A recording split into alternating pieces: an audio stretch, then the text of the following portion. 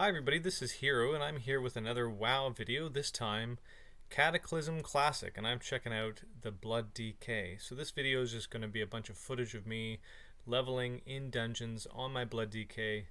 This is one of the high points in my view of Blood DK gameplay in the Cataclysm expansion, and so I couldn't resist the nostalgia to come back and check it out, and I want to talk to you a little bit about how to play Blood DK in Cataclysm. What are some of the tips that I think are fairly relevant when you're thinking about group content, and why I like it so much. So we'll get into it and you can just enjoy some of the stuff in the background. The first thing is, one of the lovely pieces about Cataclysm is the introduction of Vengeance, which is a tank buff. As tanks take damage, they get a stacking buff of attack power, and this attack power then is used to fuel their attacks. It's why you see tank damage being really high in dungeon content. You'll see it throughout this video. This is the same all the way through. Vengeance really allows the tank player to make good on the payoff of pulling big and testing themselves in their defensive capacities, meaning that they are managing threat with a huge pull, they're managing CC, and all of these sorts of details, and as a result they're taking a ton of damage, so the game is rewarding them for playing well, and it gives them a huge damage amp. This is just fun. It's what makes the game kind of fun. I think they should probably return to this for retail, meaning that they should give all tank and healer classes this mechanic where maybe for healers it's not necessarily them taking damage, but some sort of bonus for just doing their role that allows them to contribute their damage on top, because it's just really fun to play a tank in Cataclysm, and a lot of people want to do it, so your queues go down as a result. And I think if you made it so that a dungeon was forced to have a healer and a tank slot filled, and you could only have one of each, maybe this is just for Mythic Plus or something, where you put the key in and the game automatically rejects the key and won't let you start it unless there are people slotted in for the healer spec and tank spec, and only one of each. But once those conditions are met, which is basically how most people play, then the key can go live. And what you do then is give these tank and healers a real opportunity to contribute. Maybe in a raid you'd have to change it up a little bit for the healers especially. But you get my point, is that it makes for really fun gameplay, and I just want to play because as a tank I want to go in and do humongous pulls to see what we can survive, because you get huge stacks of Vengeance as a result. So that's kind of number one. It's just a fun thing about playing DK in this expansion. Really, it's fun for any tank. The second thing is that Blood DK in this expansion has, I think, its most robust resource system, and that's the combination of runic power generation, the combination of runes, as you can see there in the center of my screen being represented, and all of the extra tools that it gets once you hit Cataclysm. I'm not going to feature all of them in this video, but you'll just see it generally in the background. But I'm thinking of how Bone Shield is interacting with our Blood Tap and our rune system, and our Dancing Rune Weapon really contributes a sense of burst or interactive gameplay.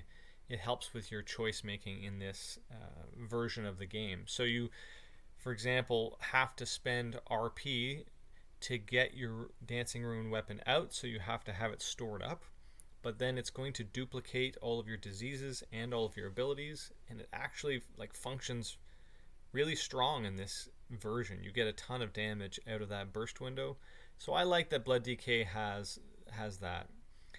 In terms of the resources, this version of Blood DK is really wonderful in my mind because you still have to manage the runes. And you can see there in the center of my screen I have my 6 runes circling around, and you have the blood ones, Unholy, and the Frost, obviously.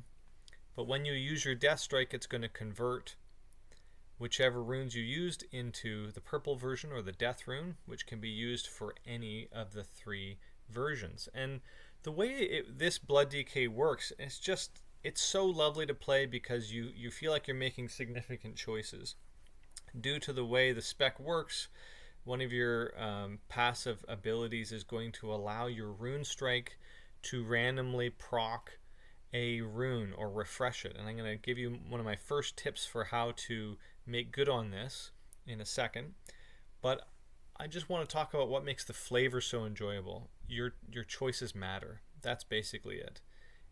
See how I'm out of runes in this pull? I have to think about managing my runic power relative to what runes are cycling back and what my needs are. If I don't have access to my my Death Strike, what's my next move? Am I using CDs? Am I going to use Pact? Am I going to press Vampiric Blood? Am I going to press some other defensive? Am I going to Rune Tap?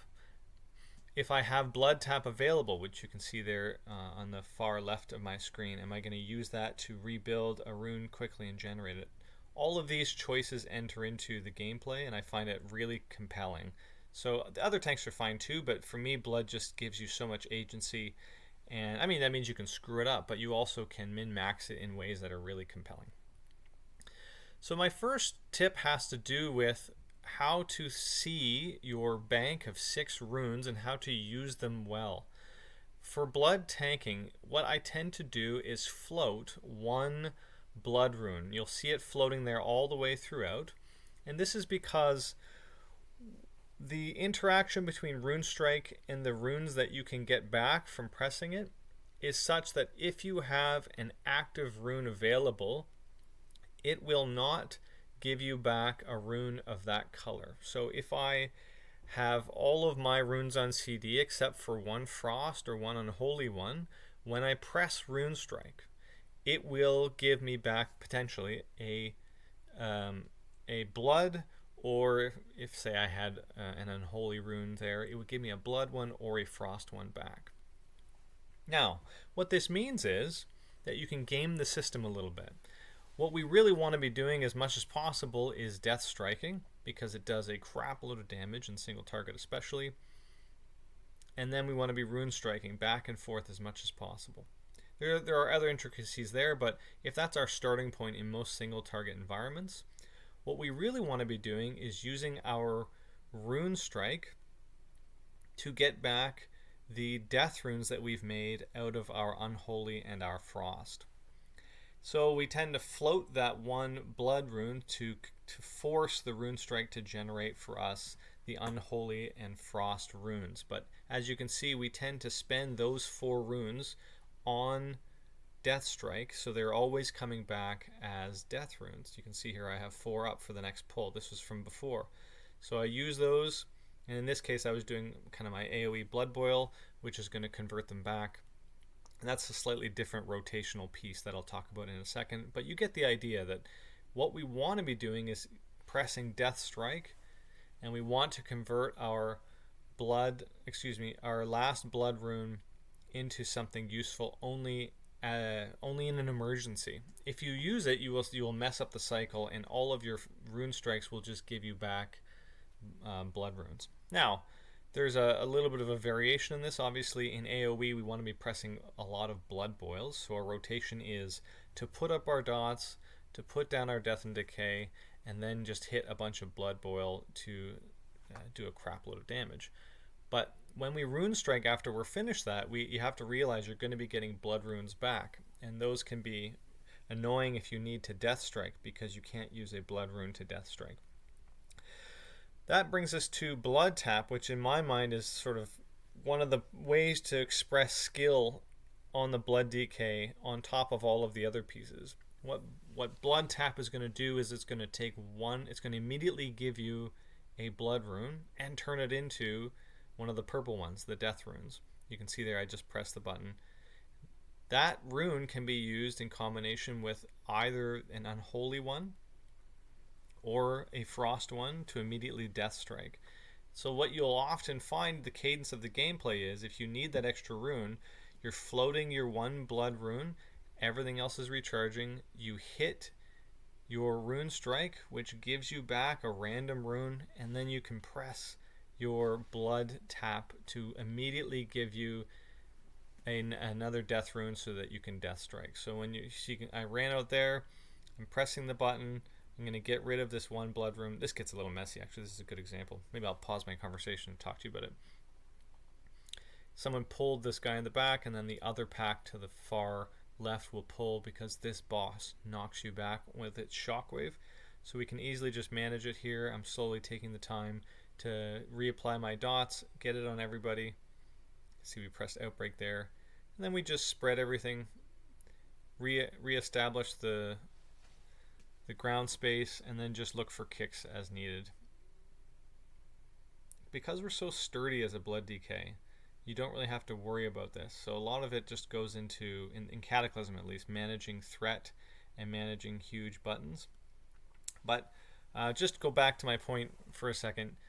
It really matters that you use your blood tap wisely. Sometimes you'll get suggestions to macro it into your rune tap so that you, or into your vamp, so that you're automatically always going to have it available. But I think it's far better to think of it as an emergency death strike button, and to get used to having it on its own keybind so that you can be very flexible in your use. Yes, you can use it on rune tap if you're completely out of runes, but typically you always want to be floating one blood rune so that you never run into that situation. When you're leveling, and in these dungeons, you will almost always have runic power, tons of it. And we want to try to use that up wisely, which means that even though it looks like you're floating a resource, you're thinking of your runic power actually as a rune reset button. And so if you roll all of your blood runes, those rune strikes are going to bring back, like it just did there, your blood runes, which is not always what you want. So that's why I suggest floating it is a good option. And if you get into that cadence of the gameplay, you'll find that you have a lot higher uptime on your death strikes, and it will make the gameplay a lot smoother because you won't be bringing back runes that you can't really use very, very well. There's other pieces to this. One of them is using your Dancing Rune Weapon wisely. Dancing Rune Weapon is going to copy all of your abilities, but you need to have 60 runic power to use it. So we tend to have one big pull and then store up runic power. If this was going into another pull, you can see here, I would not rune strike as much so that we start with it like you do here, and then you do your Icy Touch and Plague Strike or your Outbreak to immediately put two versions of the dot. You can see them there on the boss. Both of those are ticking down, and then you're just going to plow as much damage through Death Strike and Rune Strike to take advantage of your Dancing Rune Weapon. You can use a rune to help it with threat generation, which tends to be a little more relevant once you get into heroics, because DK does have a slightly slower uptake on threat gen, because you need to press Outbreak into your spread and also get your D&D down. So sometimes on pull you won't have everything. So if you need Dancing Rune Weapon to do that, then it is quite useful. Let me just walk you through some of the talent choices and the glyphs. I'll just show you that glyph. Here's what I run just as I'm leveling. More duration on Death and Decay, Death Strike damage when we have full RP, which is awesome, and then Rune Strike crit. I think this is a good place to be. As I mentioned, you can take this one's good too if you want it for moving, because you get movement speed out of it. But Dancing Rune Weapon giving you threat gen is also pretty reasonable overall if you're just starting out. Blood Boil Radius is really relevant, and Pestilence giving you Radius is really relevant for dungeons because you have to be in melee to press Pestilence, which is one of those weird things. So this ability technically is a melee ability, and so you can't be too far away from the creatures. It actually gives you 5 yards on the melee side of it, so you can both press this button when you are further away from your target, and it will stretch further to other targets in range. So these two, I think, Blood Boil and Pestilence, huge quality of life for dungeons, especially as you get started. And then I just like having Blood Tap because it doesn't, these don't matter as much, but you get the point. Lots of interesting ideas here.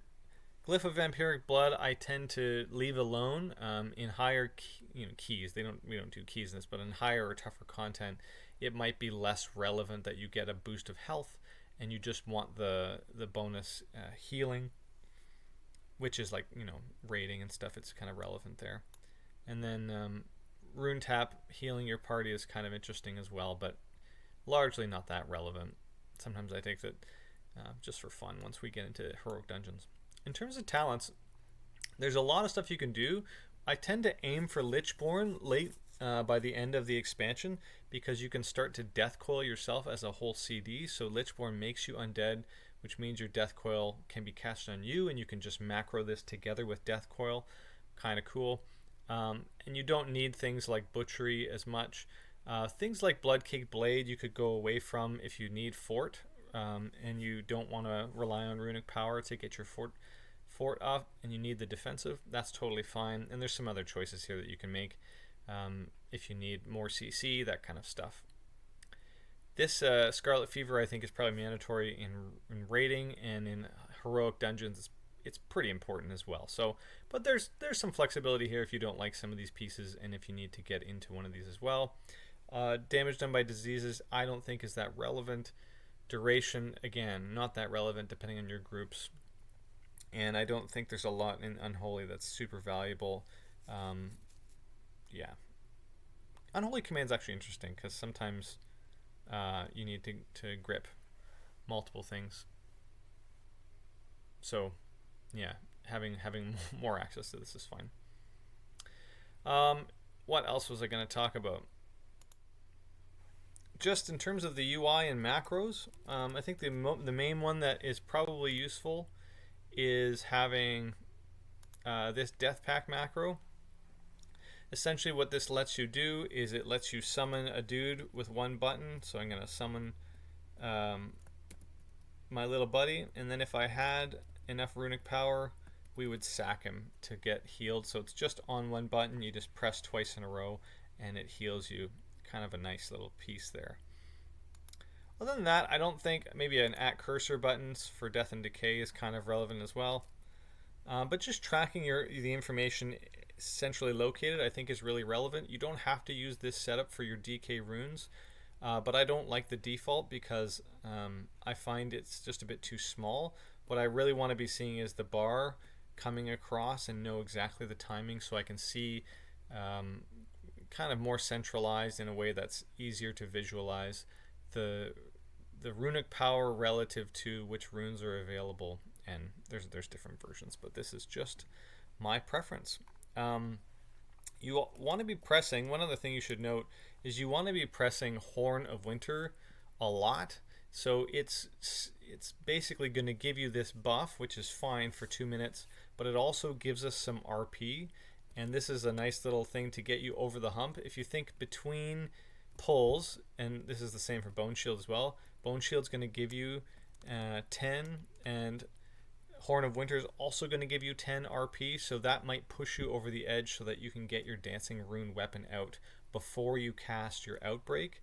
If you do that, you'll apply Outbreak from both of those, and then you can spread them with Pestilence. So I tend to think about pressing Horn of Winter quite a lot. It's a button I press. In the middle of a pack or a fight, obviously it's less relevant, but basically coming into a fight and leaving a fight, you want to be keeping your RP as high as you possibly can. Just to note that Blood Tap is off the GCD, so this is something you can press right into a Death Strike, which is why I suggest having it on its own key binding so that you can manually make use of it for if you need it for Vampiric Blood, or you need to do a Rune Tap or anything like that. So overall, guys, I really love this gameplay. Oh, I didn't talk about Empower Rune Weapon. So Empower Rune Weapon, I think you saw it used a few times. This is going to reset all of your runes, which is really lovely because it's just another burst of resources for you, and you can put this with some gigantic burst damage with your Dancing Rune Weapon, especially in AoE. You can throw down your Death and Decay, you can get your Dancing Rune Weapon out, spread all your diseases, and then just start popping your Blood Boils into an Empowered Rune Weapon and fire off some more Blood Boils, that sort of thing. Also a get out of jail free card in some respects because you get 2 Death Strikes right away if you want it. But really fun button, just gives you that much more agency to play with. Okay, I've chatted for a long time. I'll send out some more videos of gameplay once I get up through to Heroics. thank you guys very much for watching. I hope you're enjoying Cataclysm Classic, and we will see you again next time.